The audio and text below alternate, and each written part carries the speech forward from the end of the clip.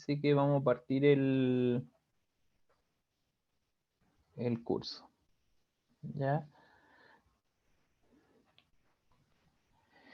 Antes de pasar a proyectar, ¿hay alguna duda o algo que quisieran consultar? ¿Alguien?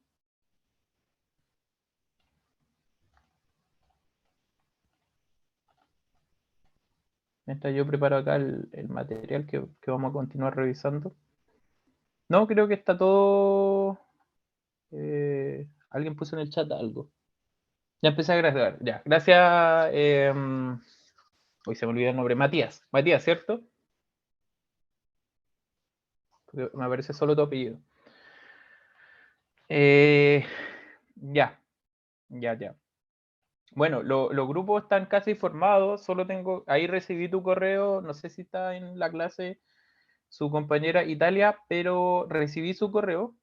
Y ahora voy a hacer los últimos ajustes. Ya, la verdad, esta semana ha sido un poco intensa acá laboralmente, entonces no he podido dedicarme a revisar los ajustes, pero voy a dejar todo eso zanjado este fin de semana. ¿Ya? Y ya esta semana voy a empezar a enviar. Primero voy a un poco compartirles este fin de semana también, como le había comentado, algún instructivo básico para instalar Python para los que no lo tienen. ¿Ya? De todas formas, como yo les decía, es un lenguaje que se ocupa mucho en Data Science y al ser abierto, tienen mucho material. Por ende, no deberían tener complicación al momento de instalarlo. ¿Ya? Para que estén, o sea, de verdad no sé si debería haber algún conflicto, al menos que no sé, alguien ocupe algún computador que sea institucional, corporativo, no sé cómo llamarlo, y que lo tenga bloqueado por defecto, pero no debería nadie tener un problema. ¿Ya? Como el trabajo es grupal, al menos con uno que lo tenga instalado y él pueda hacer las corridas, no hay problema. Obviamente, la idea es que ustedes aprovechen la instancia y que puedan tenerlos todos instalados para que empiecen desde ya a ponerlo en práctica. ¿Ya? Como les decía, cuando yo comencé, la programación era un plus. Hoy en día la programación y el inglés es una necesidad casi para conseguir trabajo, a ese nivel. De hecho, son las dos cosas que más les van a aportar a ustedes en lo laboral, ¿ya? Aprovechen la universidad para aprenderlo porque de verdad les va a marcar una diferencia.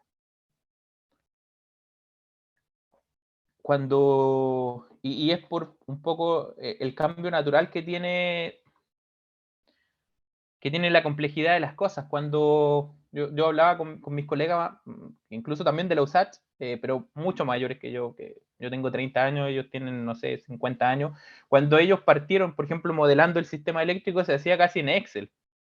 O sea, se hacía y ya una macro y era un modelo tan chiquitito y después pasó. Hoy en día se ocupan programas muy sofisticados. ¿Por qué? Porque como yo les comentaba, tenemos costos marginales que varían cada 15 minutos, van a empezar a variar cada 15 minutos, hasta hace poco era horario y un tiempo, incluso eran trimestrales los costos marginales. Un tiempo fueron mensuales, así se fue complejizando, perdón, trimestrales, mensuales, horarios, hasta hace poco y ya con la nueva normativa técnica van a pasar a medirse cada 15 minutos. Entonces, imagínense ustedes la complejidad de la data que es manipular eso. O sea, Excel ya te queda corto.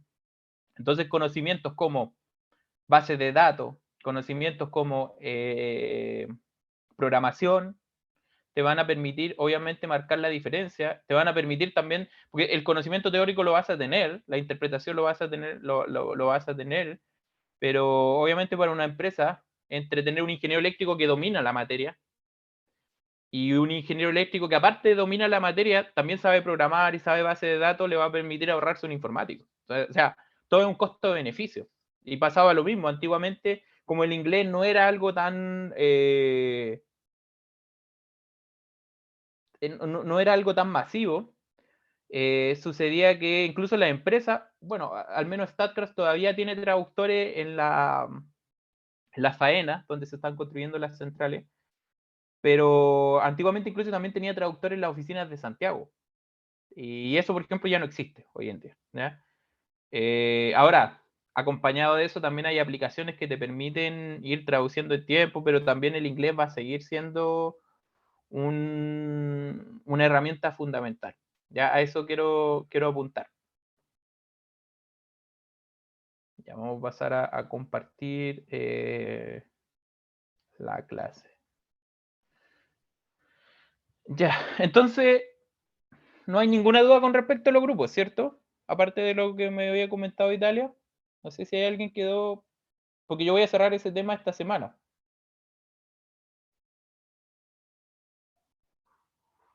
¿No? Sí, ¿Sí? ya Sebastián. como Rafael. preguntando, creo que lo mismo que la última vez. En caso de que un grupo no tenga todos los números de integrantes, usted va a ver cómo se designa al final nomás y va a quedar en la tabla. Sí, sí, Ya, mira, si un grupo, claro, ahí lo voy a agregar. Ya ahora, quizás quede un grupo de 4. Obviamente ese grupo de 4 va a... Ahora, si en algún grupo sucede que, por ejemplo, no sé, son 5, pero... O puede que suceda más con el grupo que quede sin... que sus integrantes no hayan sido acogidos por ningún otro grupo. O sea, como el grupo de los que no tienen grupo, por así decirlo. En ese caso puede que se dé, no sé, de que hay 2 o 3 que de verdad no estén trabajando y solo esté trabajando uno. Es importante que lo informen y lo reporten a tiempo. De todas formas, obviamente al momento de yo hacer las evaluaciones voy a anotar claramente. Ya, parte fundamental, un 50% de su evaluación va a ser la presentación o el informe que yo les voy a estar solicitando, pero el otro 50% va a ser una pregunta que yo voy a hacer a cada uno. ¿Ya? No son preguntas, obviamente, que vayan a ser, por ejemplo, no sé, cuánto es la raíz cuadrada de 2, no, así como compleja, sino que obviamente yo voy a medir qué tanto ustedes se involucraron y qué tanto aprendieron en su mismo informe. No sé si eso responde tu consulta, sí, profe, sí, Rafael. sí, muchas gracias. ¿Sí? Sí, profe, muchas gracias. Ya. Ya. Entonces, volviendo un poco a la materia. Ya. Yo siempre parto más o menos indicando el contenido temático del curso para ver dónde estamos. Estamos ya, como yo le había dicho, finalizando la unidad 3 y también para ir analizando cuánto tiempo nos queda. Ya habíamos visto los circuitos magnéticos, la curva de saturación, habíamos vuelto a aplicar estas fórmulas o analizar estas fórmulas relacionales de energía, ¿ya? Habíamos analizado también lo que eran los circuitos magnéticos y lo que es un devanado, lo que es el núcleo, ¿ya? Incluso en un transformador se le llama núcleo también, o sea, no, lo que son los circuitos magnéticos y las distintas curvas de magnetización que me permite a mí diferenciar un material ferromagnético de otro. ¿Ya? Recuerden cuando partimos viendo los antecedentes para las transferencias magnéticas, habíamos analizado que siempre el campo magnético, de hecho desde que se descubrió, sí, la palabra descubrir en realidad, el campo eléctrico o el campo magnético siempre fue uno de la mano con el otro, o sea, inmediatamente se comprendieron ambos fenómenos o se estudiaron y se intentaron explicar ambos fenómenos. ¿Ya? Y si no me equivoco habíamos quedado acá, ¿cierto? O acá. Bueno, voy a partir desde acá, ¿ya? Indicando un poco cómo era la curva magnética. ya tomando como este experimento, que era el que yo le decía que normalmente se tendría que hacer en el laboratorio, quizá el próximo semestre cuando tenga su laboratorio, si ya está todo en la normalidad, deberían hacer un experimento parecido. Al menos yo recuerdo cuando yo era estudiante se hacía este experimento, tú ibas en un ambiente controlado, obviamente, tú tenías un núcleo que querían medir y distintos núcleos, y incrementando la corriente, tú puedes ir analizando cómo es el comportamiento del flujo magnético dentro, a través de ese núcleo.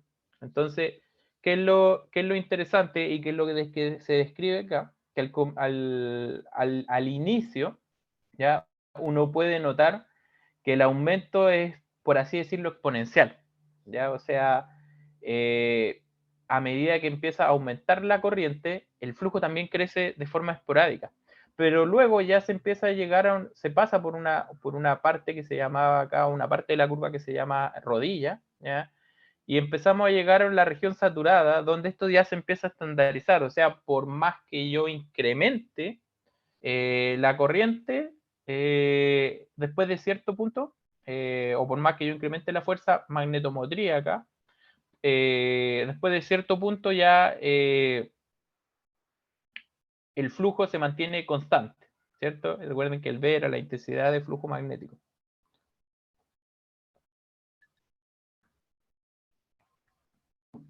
Entonces, acá ya llegamos a la región de saturación.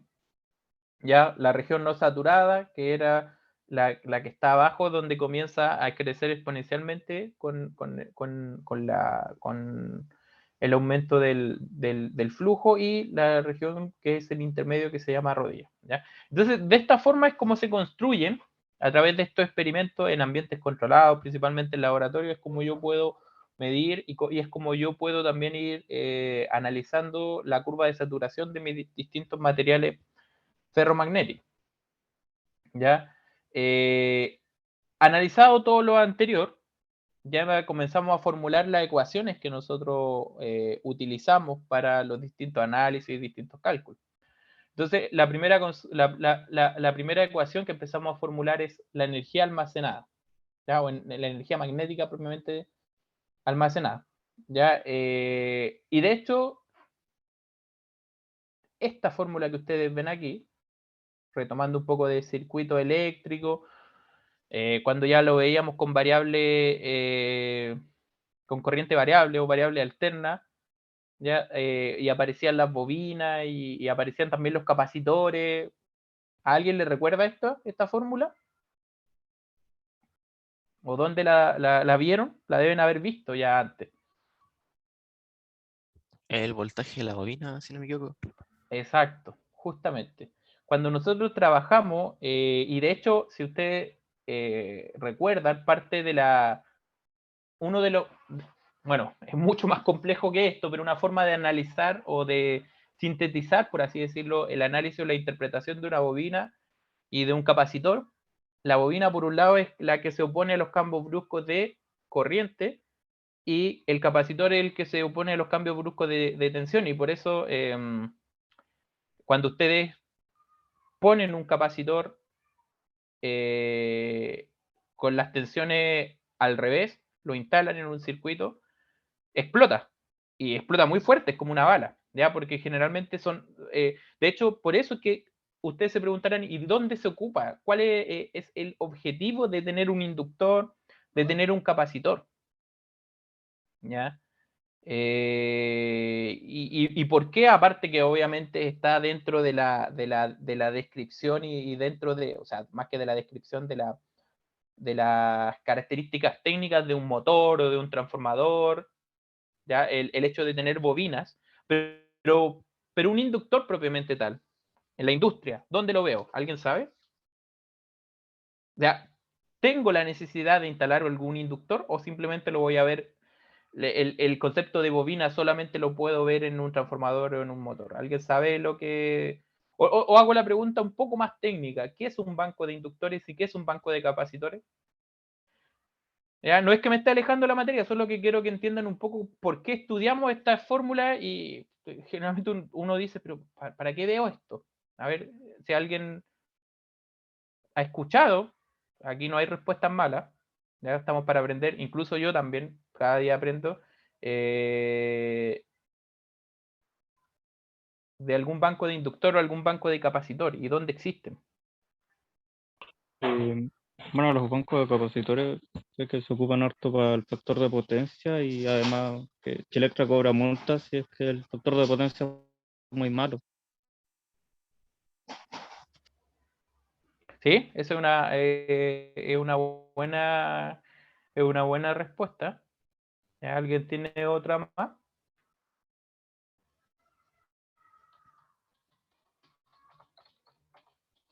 Bueno, los bancos de inductores y los bancos de capacitores, les voy a mostrar acá un poco y la imagen, ¿ya? Cómo se ven. Hay desde chiquitito, esto es lo que se conoce como un toroide, vamos a alcanzar a ver lo que es un toroide, pero generalmente se utilizan para dos fenómenos, como dice el compañero. Uno, para mejorar el factor de potencia, se ocupa harto en las zonas de distribución, e incluso también se ocupa uno para como filtros para armónicos, ya que lo van a ver en sus ramos de sistemas de energía, si no me equivoco. Se ocupan también como filtros, ¿ya? Y de hecho, parte fundamental que hoy en día se conoce técnicamente, o mejor dicho, más que técnicamente, como concepto de servicios complementarios, es siempre mantener las características del sistema según la norma técnica de seguridad y calidad de suministro lo solicita, que son la frecuencia y la tensión en ciertas características, ¿ya? Dicho eso, nosotros ocupamos, porque no solo participan en un sistema eléctrico, y lo vimos, no solo participan, bueno, los transformadores, los generadores, los consumos, las líneas, también existe otro tipo de componentes que son estos, y son muy importantes, son fundamentales, que son los bancos de inductores, los bancos de capacitores. Hoy en día están llegando las baterías también.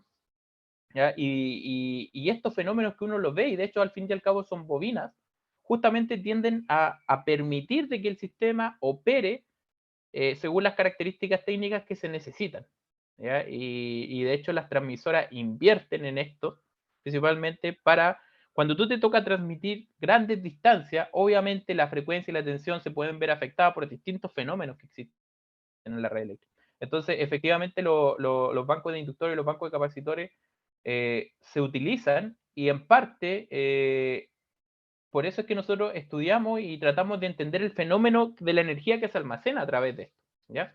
Entonces dice, una forma sencilla de explicar la energía magnética almacenada es indicando con una sola espiral, o sea, haciendo un estudio hipotético de una sola espiral, en una trayectoria cerrada y con un coeficiente de inductancia que se le llama L, ¿ya? Y por eso es que yo creo que ustedes apenas vieron esta fórmula, al menos L ya sabían a qué se refería, que era la bobina o la inductancia. Experimentando dicha espiral, un incremento de corriente, ¿ya? Desde un valor inicial de corriente igual a 0 hasta un valor de corriente igual a I, apareciendo una FEM que se puede definir por... Y así es como uno, cuando tiene una bobina,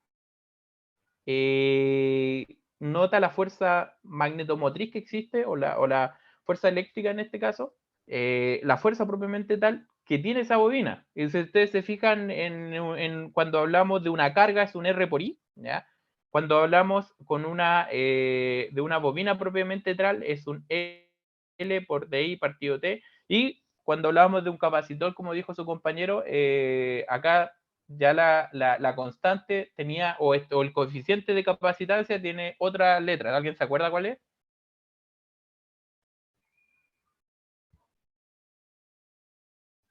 La C. Exacto, sí. Voy a mostrar un poco la fórmula para cerrar acá la idea. ¿Ya? Pero en ese caso, bueno, en realidad lo vamos a ir estudiando ahí. En realidad eso ya es materia de otro curso, entonces no voy a ahondar mejor para no retrasarme más. Entonces, retomando lo anterior, ya llegamos a este concepto, ¿ya? Donde acá es que manteniendo, y de hecho esta fórmula es como se llega aplicando el concepto que dice acá, o aplicando la descripción que dice acá, lo podemos simplificar cuando tenemos un ambiente controlado, constante, a un medio de L por I al cuadrado.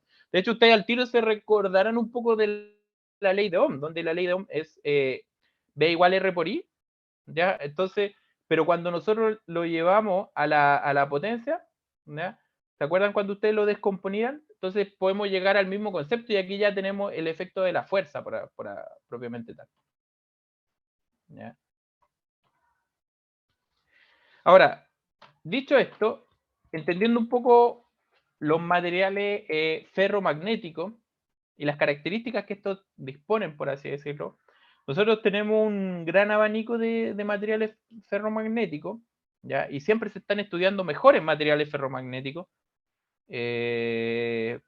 pero los que podemos citar como ejemplo tenemos el hierro, el cobalto, perdón, el wolframio, el níquel, el acero y las aleaciones entre estos metales, ¿ya? De hecho, bueno, las principales características es que tienen alta permeabilidad, fácil emanación, ¿ya? De hecho, cuando se descubrieron los primeros materiales magnéticos, dice la historia que en la Grecia los griegos creían que era por brujería que ciertas piedras atraían ciertos metales. Hoy en día podemos construir imanes artificiales, o sea, ya hay algo que está más estudiado, pero así es como se empezaron a estudiar estas piedras y estos fenómenos que existían y que no tenían mucha explicación, ¿ya? Entonces, dice, esta sustancia, al ser utilizadas como núcleos de máquinas y dispositivos eléctricos, núcleos de máquinas, propiamente tal de máquinas eléctricas, generadores, motores, o también de transformadores, como el núcleo de un transformador donde están todos los devanados, y dispositivos eléctricos, se obtiene una inducción magnética muy alta en relación a la obtenida en una bobina con núcleo de aire o al empleo de materiales no magnéticos como el cobre, aluminio, madera y vidrio, ¿ya? De hecho, acá es interesante porque el cobre es un gran conductor eléctrico, pero como ustedes pueden ver, no es tan buen conductor magnético, ¿ya? O no es conductor magnético. Entonces, eso es lo que te permite a ti optimizar tu flujo magnético al utilizar estos materiales, ¿ya? En el caso del material ferromagnético de un transformador, la permeabilidad relativa puede estar entre los rangos de 2000 a 4000, y eso es lo que se mide al momento de hacer pruebas y mantenciones al respecto. ¿Ya? Eso es lo que hoy en día constantemente, bueno, depende de los planes de mantención de cada central y de cada equipo, pero se monitorea la permeabilidad, ¿ya? Además, dentro de los materiales que no son magnéticos, podemos clasificarlos en paramagnéticos, para los cuales tiene una permeabilidad relativa superior a 1.0, o diamagnéticos, en los cuales la permeabilidad relativa es ligeramente menor que 1. ¿Ya? Y en general, por eso, de hecho, usted, volviendo un poquito atrás, cuando nosotros analizábamos la gráfica, por ejemplo, si estamos analizando el flujo en vacío, la permeabilidad relativa queda en 1 propiamente tal, y solo utilizamos la fórmula A, aplicada con una permeabilidad del vacío, que es una constante. No sé si la dejé acá, pero en la clase anterior, en una de las clases anteriores donde realizamos el ejercicio, estaba a cuánto equivalía, porque es una constante fija, la permeabilidad del vacío. O sea, es una constante fija porque depende, y así se midió el laboratorio, pero obviamente el vacío que nosotros entendemos siempre varía del medio. O sea, no es lo mismo llamarle vacío a un aire, estar en un desierto, donde tienes otros compuestos en el aire, que estar en el vacío en el sur. ¿Ya? Obviamente lo que uno entiende por espacio al aire, vacío, y de hecho eso es uno de los fenómenos que se producen muchas veces al momento de diseñar, por ejemplo, diseñar, construir y operar líneas eléctricas. No es lo mismo operar una línea eléctrica, bueno, sí, es lo mismo, pero no tienen las mismas contingencias en una línea eléctrica que se opera en Punta Arenas, por temas de temperatura, por temas de condición de ambiente, por temas de porosidad en el ambiente, que en el desierto de Atacama o que cerca de una minera. Una minera de por sí, como muele tierra, tú tienes muchas sustancias químicas en polvo y esas obviamente se van a dejar o se pueden ver afectadas tus líneas eléctricas por esta situación en particular. De hecho, por eso es interesante que el medio y el espacio que hay entre dos líneas eléctricas también depende de dónde tú estés haciendo la construcción, porque se pueden inducir entre ellas arcos eléctricos. ¿Ya? Pero para efectos de cálculo específico y cálculo teórico, uno puede asumir que el espacio vacío siempre es el mismo. ¿Ya? O sea, estoy haciendo un ejercicio en un ambiente controlado. Entonces, en relación con la permeabilidad del material, se tiene lo siguiente. Si el material de un circuito permite establecer fácilmente las líneas de flujo, se dice que tiene alta permeabilidad. ¿Ya? En caso contrario, tiene baja permeabilidad. El término permeabilidad es similar al de conductividad de un circuito eléctrico.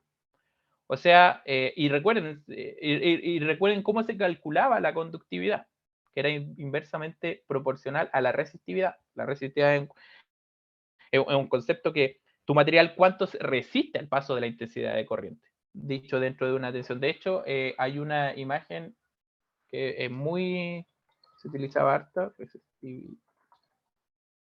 resistividad.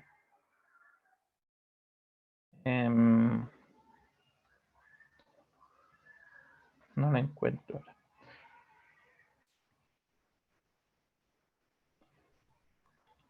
¿Ya? Pero la resistividad es eso. Y la conductividad es todo lo contrario, pues, es cuánto te permite a ti conducir la intensidad eléctrica a través de un material. Voy a mostrarle algo.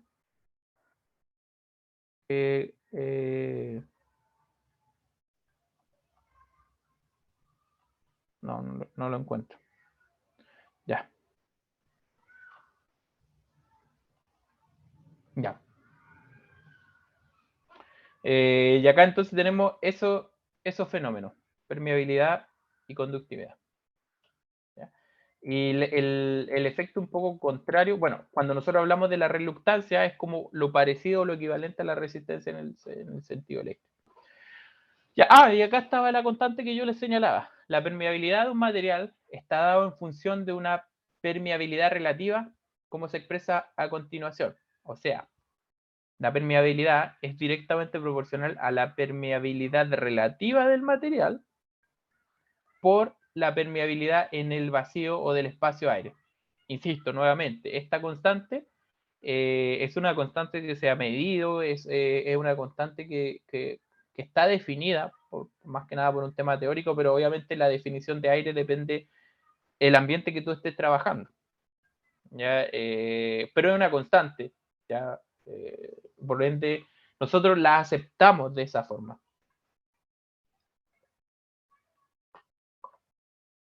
Algo que uno aprende en el trabajo, en el día a día, es que nada es absoluto. Y que en la física y en la teoría aceptamos cosas absolutas simplemente por un tema de simplificar los cálculos, si no nos volveríamos locos. Pero constantemente todo depende del ambiente, cada situación, cada diseño depende mucho yo recuerdo que cuando me tocó trabajar en el coordinador y nos tocaba un poco evaluar la valorización de las instalaciones, es increíble que la misma línea eléctrica que puede pasar a kilómetros de otra línea eléctrica pueden tener costos muy distintos. Su operación, su mantención, su infraestructura. Y es porque los ambientes son muy distintos. O sea, una línea cerca del mar, una línea en la cordillera, una línea que pasa por una ciudad, tiene que luchar con particularidades muy propias del ambiente. Y por ejemplo, eso es lo interesante de este proyecto, googlelo y analicen lo que es el Cerro Pabellón, porque si bien es una central geotérmica, pero al ser la construida más alto aquí en Latinoamérica, o a mayor altura, tiene un desafío desde el punto de vista de la ingeniería que no es menor. Entonces, no es que yo el mismo esquema de central que ocupo al nivel del mar, puedo llegar y construirlo tal cual a 3.000, 4.000, 5.000 metros de altura. Obviamente los desafíos cambian, las presiones atmosféricas cambian. Ya al cambiar las presiones atmosféricas, ya tienes otra resistencia de materiales que analizar, tienes otra situación. Acá pasa lo mismo. ¿Ya? Bien, nos queda, vamos a analizar un ejemplo práctico que extrae del libro que estoy utilizando como libro base, para que lo vayamos revisando en clase.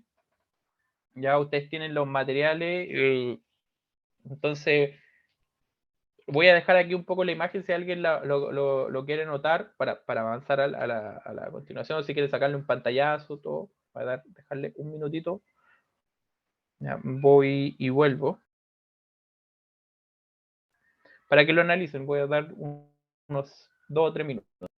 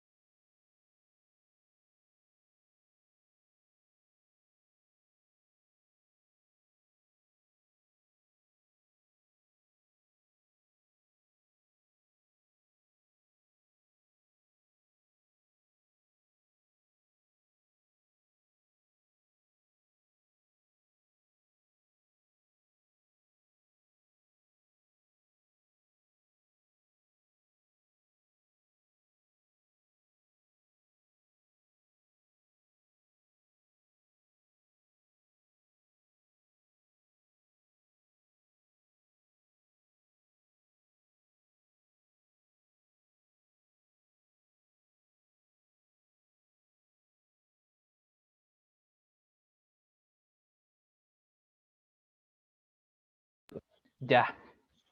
La idea de esto es que podamos ir avanzando con el ejercicio en clases, por así decirlo. Ya, obviamente ustedes van a tener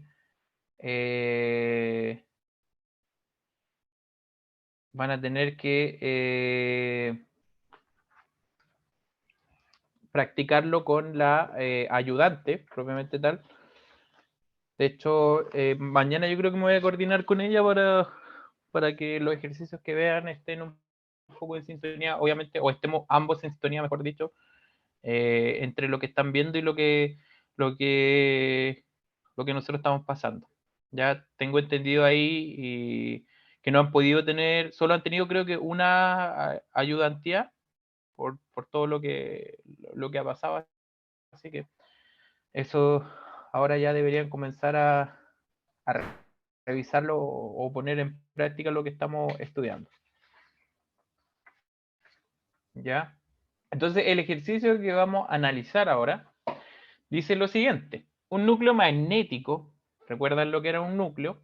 O sea, un espacio sólido, principalmente un material ferromagnético, el cual tiene una serie de espiras propiamente tal de una bobina por donde circula una corriente eléctrica. ¿ya? Entonces dice, un núcleo magnético de área transversal, cuadrada, tiene una longitud media de 55 centímetros, ¿ya? Y 15 centímetros cuadrados de área transversal. ¿ya? Hay una bobina de 200 vueltas devanada, o sea, el primer dato, alrededor de una de las columnas del circuito, y el núcleo está hecho de un material cuya magnetización se muestra en la siguiente figura. Ya podemos ver que es prácticamente bien lineal, o te están mostrando la magnetización propiamente tal como se da. O sea, con esto y entendiendo ya cómo se compone este gráfico, si ustedes recuerdan un poco esto, ¿ya? El B versus el A partido del M, pueden ya extraer la información, ¿ya? Que necesitan. Entonces dice, vea, el núcleo ya. ¿Cuánta energía se necesita en la bobina? Si alguien tenía una... Sí, disculpe, escuché- profe. No sé si es que no sé si hay gente en la sala de espera, que si la puede aceptar. ya. Ya, Disculpe, ahora sí. gracias.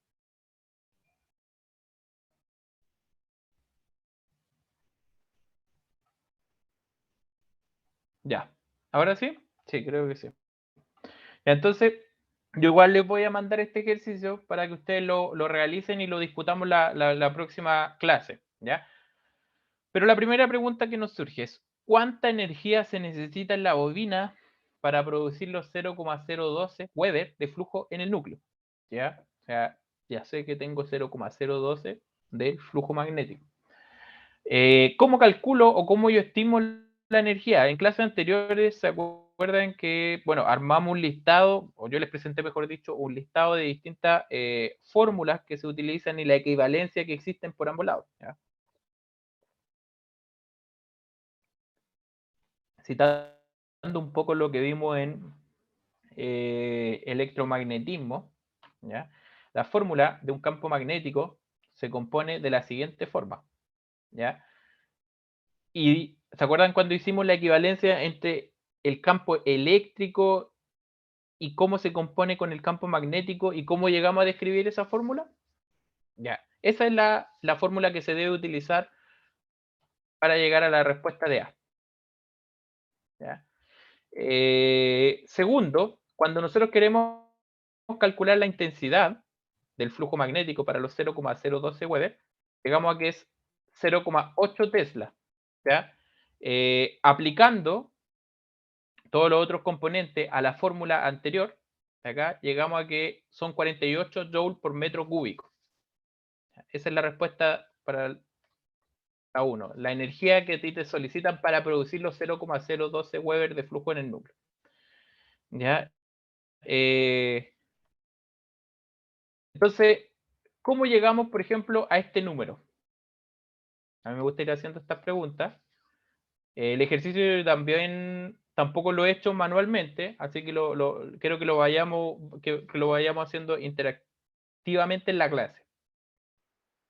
¿Ya? ¿Cómo se llega a los 0,8 Tesla? ¿Quién puede compartir su primera? Ojo que aquí no hay respuesta errónea, solo que el que le achunta puede ganarse unas décimas, pero nadie va a tener descuento. Ya la idea es que todos vayamos. Obviamente yo les decía que van a hacer un listado de ejercicios con la ayudante, pero me interesa saber si están poniendo atención y si están entendiendo lo que vamos analizando en la teoría antes de ponerlo en la práctica. Ya, tenemos el flujo, que es un dato, de hecho, lo indican acá mismo. Pero ¿cómo se llega a esos 0,8? No es por la tablita que se mostró anteriormente.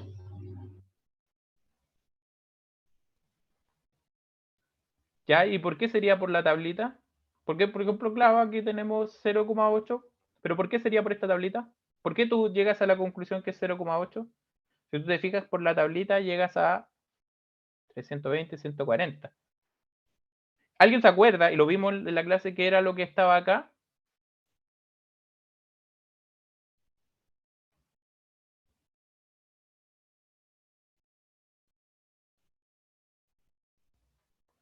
¿Qué era lo que había acá? ¿Alguien se acuerda?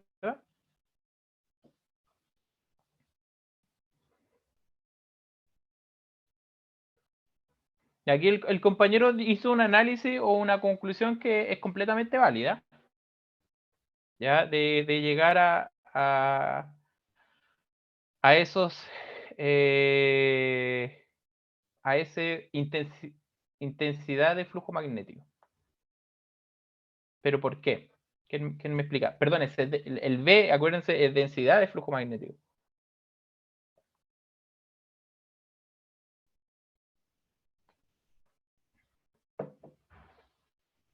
¿Alguien se le ocurre? ¿Alguien se acuerda de partida que era el A? Era el área, ¿no? El Era área el área. transversal. Exacto, el área transversal. Entonces, volviendo un poquito a este gráfico, ¿qué tenemos acá? ¿Se acuerdan? Acá tenemos el B y acá tenemos el A partido por M. ¿Qué es el M?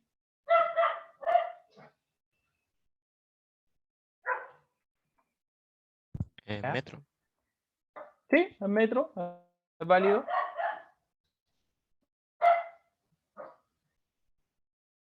Miren, vamos a hacer lo siguiente.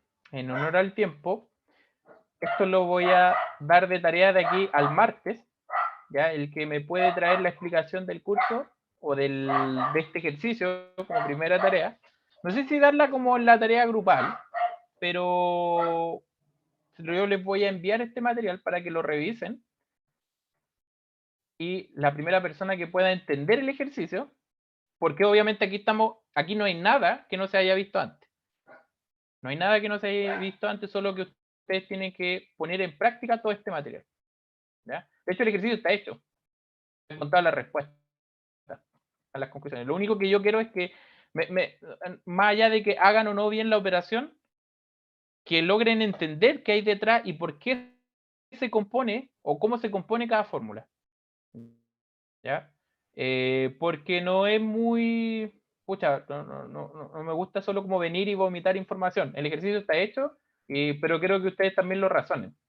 Ahora, si de aquí al martes nadie lo llega con una respuesta, lo explico yo. ¿Ya?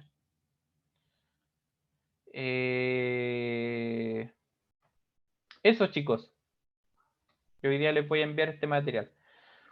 ¿Qué más les quería señalar? Ya, ¿qué se nos viene ahora? Una vez que ya finalicemos el capítulo de los circuitos magnéticos, vamos a pasar a analizar un poco lo que es, a reestudiar un poco lo que es la ley de inducción de Faraday, que tengo entendido que ustedes la vieron igual. De hecho, gran parte, más allá de llevarlo bien aplicado a lo que es lo específico, los circuitos magnéticos aplicados en materiales de núcleo magnético, pero gran parte de esto ustedes lo vieron en el electromagnetismo. Quiero pucha, a lo más ya la otra semana finalizar este capítulo. Así que vamos a partir explicando rápidamente este ejercicio. Vamos a partir analizando los últimos 2 capítulos o los últimos 2 clases que nos deberían estar quedando. Y también la otra semana le voy a estar señalando un poco ya las primeras tareas del trabajo. Le voy a mandar el listado de ejercicios para el primer trabajo que ya deberían ustedes partir haciendo. ¿Ya? Existe mucho material, mucha información que es parte de la introducción y que obviamente yo la voy a dejar señalada y que espero ustedes también puedan avanzar, pero ya para pasar al capítulo que es algo más aplicado, que son como ya los transformadores propiamente tal. ¿Ya? No sé si alguien tiene algún comentario antes de finalizar la clase. Si todos han podido acceder al material de la información. Las grabaciones yo las he estado, bueno, las continúo subiendo al LOA, no me han solucionado ningún problema, entonces la verdad creo que voy a tener que seguir usando esa información hasta, o sea, ese medio hasta que se solucione. Espero que este semestre esos problemas. No sé si alguien quería consultar algo. En el chat están preguntando si pudo entrar a U virtual, pero como ya respondió lo del LOA, supongo que no. Claro, no he podido, la verdad, y pucha, yo lo veo difícil porque incluso lo de Reuma todavía no me han dicho nada, lo de Reuna, perdón. Así que de verdad que lo veo difícil, chicos. Que me puedan habilitar el U virtual. Igual voy a volver a insistir porque hay un correo de soporte. Pero imagino que por la contingencia y todo está funcionando un poco más con más dificultad en la universidad. Ya. ¿Sí? ¿Daniel? Profe, ¿de casualidad estará calendarizada la primera evaluación? Mira, lo que pasa es que tengo que ver bien porque era lo que yo les consultaba un poco a ustedes. Voy a hablarlo con Claudio Valencia. No sé si acá existe cierta fecha donde nosotros podamos o tengamos que poner las notas. Porque en parte yo como no voy a tomar una prueba propiamente tal, sino que voy a hacer un trabajo, tengo que ver cuándo les pido la entrega ya oficial. ¿Ya? Independiente de que vayamos teniendo avance a medida que circula el primer semestre. Y la verdad no, al menos a mí no me han informado nada, no hay ningún calendario donde me exige poner cierta semana las notas. No sé si los otros profesores ya le informaron a ustedes de un calendario, si todos porque en general los calendarios coinciden, o sea, tengo entendido que el departamento como que destina una fecha y una semana específica para todos los ramos, ¿o me equivoco? O sea, no sé si se pondrán de acuerdo exactamente, pero entre esta semana y la otra tengo como 2 PEPs. Entre Así esta semana que, y la otra. sí, Ya. en esta semana tengo una, la semana que viene tengo otra. Ya, mira, ahí me voy a coordinar mejor con la ayudante, seguramente ella debe estar al tanto. Le voy a preguntar al respecto, porque hasta a mí, para serte sincero, no me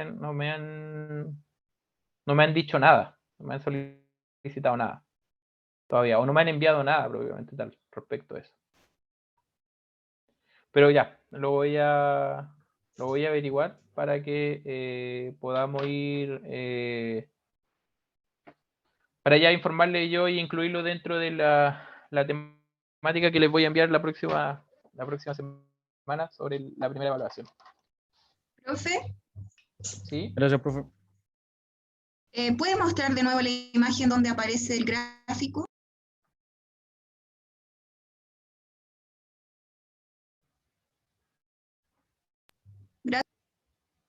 Ya. Ya, entonces consultar calendarización. Ya. Eso pues, estimado. creo que nos vemos ya el martes. Ahí yo me quedo con la tarea de dejarle enviado al menos ya la planificación de la primera evaluación, con la temática, enviarles también lo visto en clase y este ejercicio para que está con los principales lineamientos para que lo puedan revisar, discutir y lo analizamos la próxima clase ya, que es el martes. Ya, eso sería. Nos vemos y espero